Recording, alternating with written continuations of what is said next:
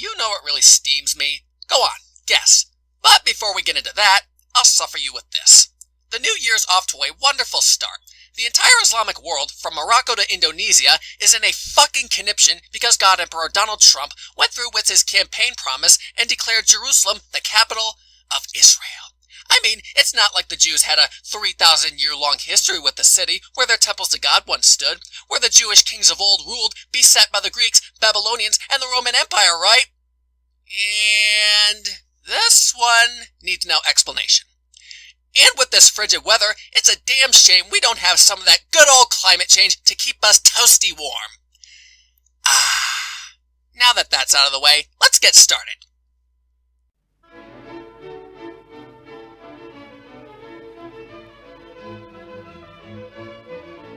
With the recent ongoing protests by the grieving populace of Iran over the Islamic regime's corruption and disregard of their needs, it has brought up a sore issue that had been prevalent in that part of the world. Iranian women have taken to the streets and dispensed of their veils and hijabs in full view of the menfolk to declare their freedom.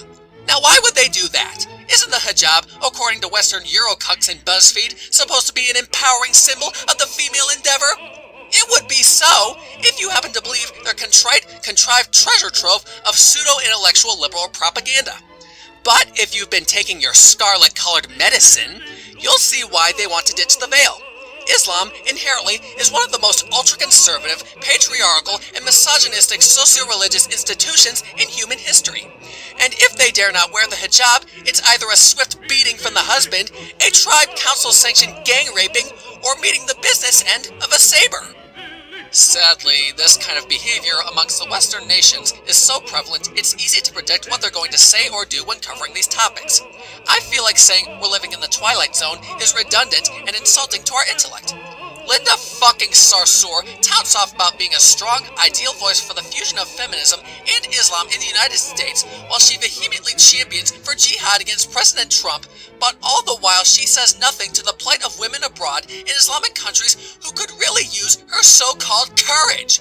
Nope, she says nothing. She instead says the hijab is something to be proud of in the US. Yes, the hijab. While the women of the liberated cities once held by ISIS discard of them and burn them with jubilant glee, the leftist side of this culture war in the West would have you appreciate, and by appreciate I mean shove down our throats, that the hijab should be a cherished part of the New Age progressivism.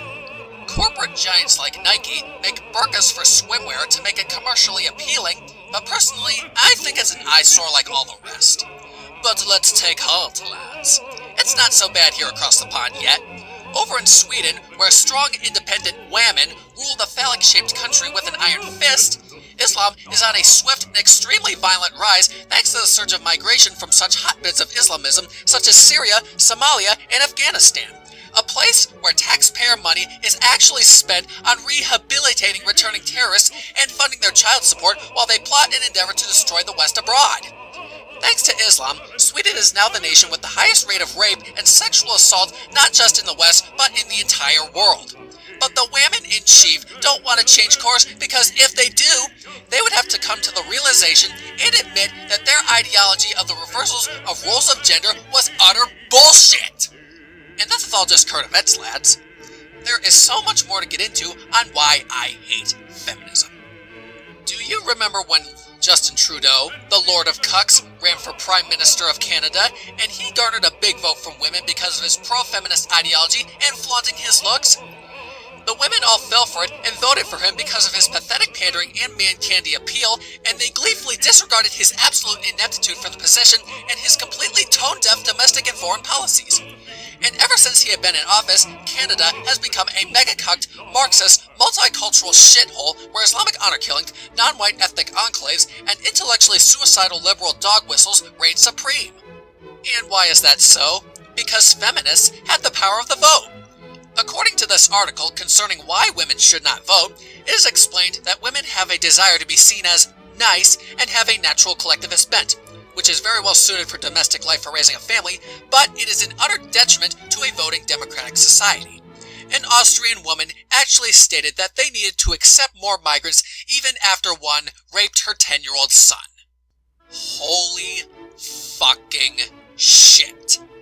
The article, towards the end, also states that women have, ever since gaining suffrage, have voted selfishly, rapaciously, irrationally, and it brought about seemingly irrevocable consequences.